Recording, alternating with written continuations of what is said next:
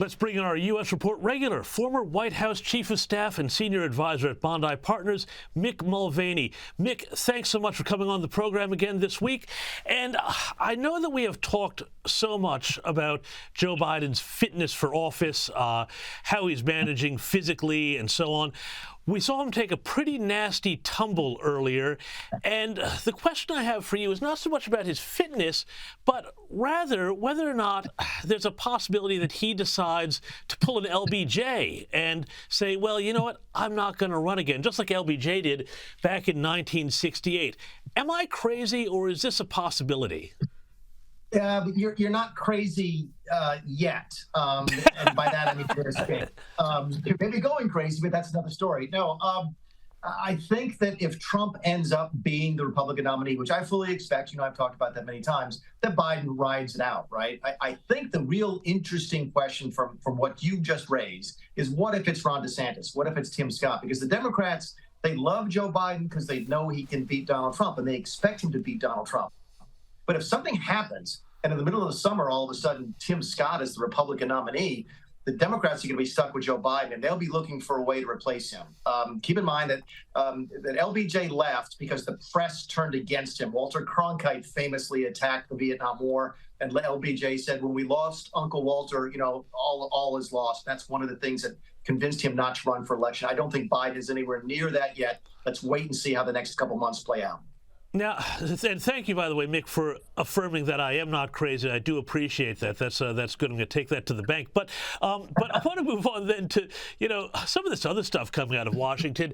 And from a distance, from here in Australia, a lot of these debt ceiling negotiations have been going on. They look a bit arcane and a bit odd and like, well, why can't they get it together? But I want to ask you this.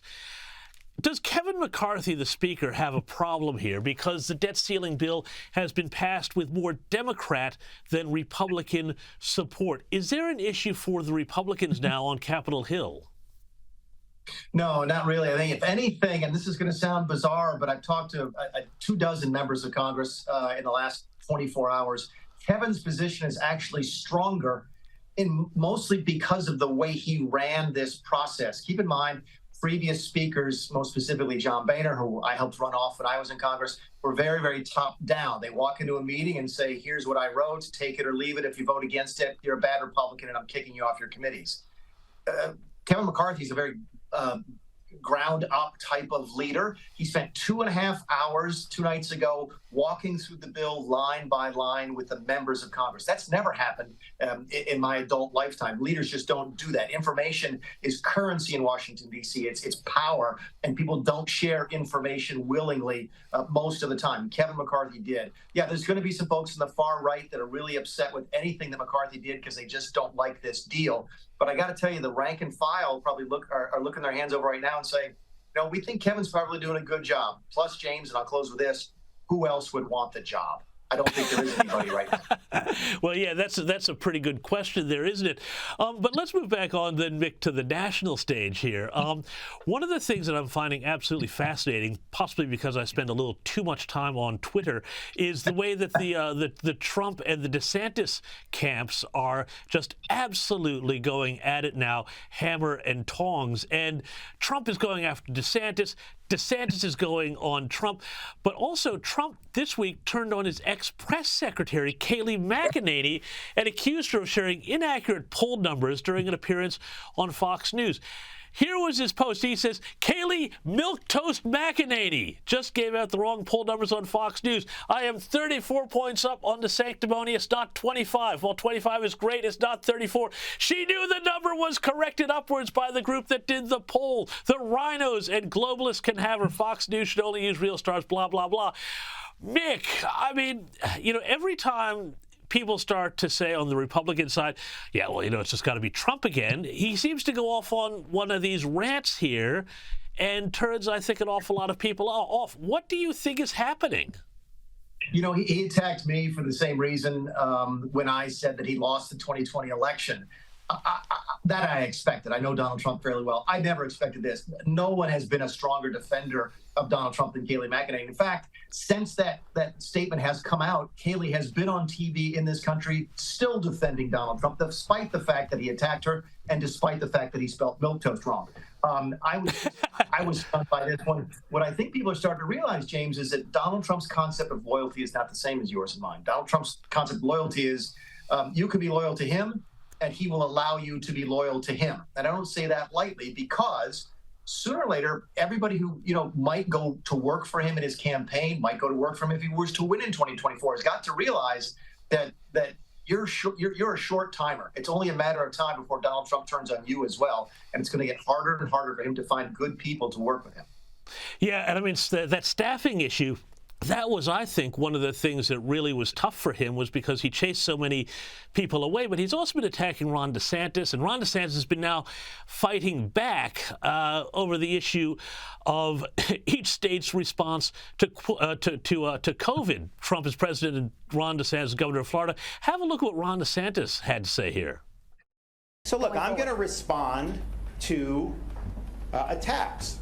I mean, if you say Cuomo did a better job with COVID than Florida did, first of all, that's not what he used to say. This is like new. Like 6 months ago, he would have never said that, right? He used to say how great Florida was. Hell, his whole family moved to Florida under my governorship. Are you kidding me?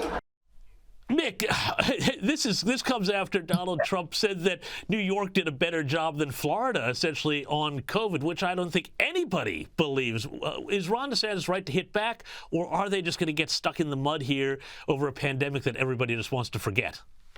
Yeah, it's a really good question. It's not about the pandemic that everybody wants to forget. It's a question of there's a saying in American politics is that you don't get down in the mud with pigs because they like it, and all you do is get dirty, right?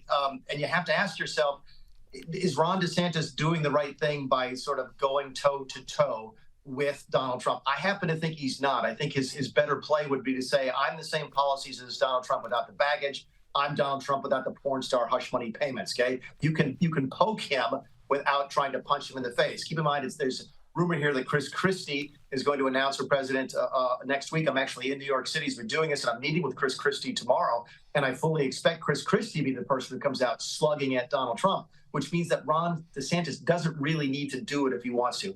He's going down this path. It'll be curious to see if it's what the voters in Iowa and New Hampshire, those two early states, like. I don't think it's the right thing for Ron to do, but I'm not running for president. He is, and the proof will be in the pudding. Finally, Mick, let's bring it back to where we started. Joe Biden and his run for re-election, assuming he does, as we talked about. But leaks have come out that he plans to tap, quote, an expansive stable of friends and allies to go where he can't, say what he won't, and be what he'll never be. This, according to NBC News. Is this a wise strategy, essentially this campaign by proxy? Is this a new version of campaigning from the basement? Yeah, he doesn't have a choice, because that's right. Keep in mind, and you're absolutely right, the campaign from the basement is the right analogy. You had an excuse to do that in 2020 because of COVID. People did not consider it to be unusual. In fact, many people considered it to be safe. So you had the cover of the pandemic to explain why you were in your basement. Literally, by the way, that's not just throwing away terms. He actually sat in his basement and campaigned from there. He can't do that anymore. And the Democrats know it. And he's never been a good campaigner anyway. The man is a gaffe machine. And that's not just because he's getting older. He's been a gaffe machine since he was in his 40s. So no, this is going to be a problem. You can't campaign by circuits, especially in some of these smaller swing states. Okay, states like Wisconsin, states like Iowa. Those are folks who want to see the candidate in person, shake the hands, look them in the eye. They take their responsibility as voters very seriously in those states. And if you aren't there pressing the flesh, you will pay a price for it electorally. So no, it's a very, very dangerous thing for the Democrats to do. But given Biden's physical limitations, I'm not sure they have a choice. Mick Mulvaney, thank you so much for your insights as always, and we'll speak next week. Now, we've got a lot more U.S. report to come, including Don Jr. But first, a little bit more of Joe Biden doing his Grandpa Simpson routine at the Air Force Academy. A few months ago, I called to speak to my national security advisor. He was out here, but I was told he was unavailable. Turns out, First Andrew Deaver had him out doing loops and barrel rolls on a glider.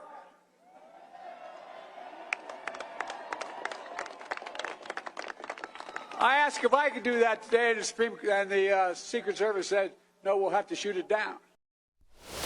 What's he talking about? I got no idea.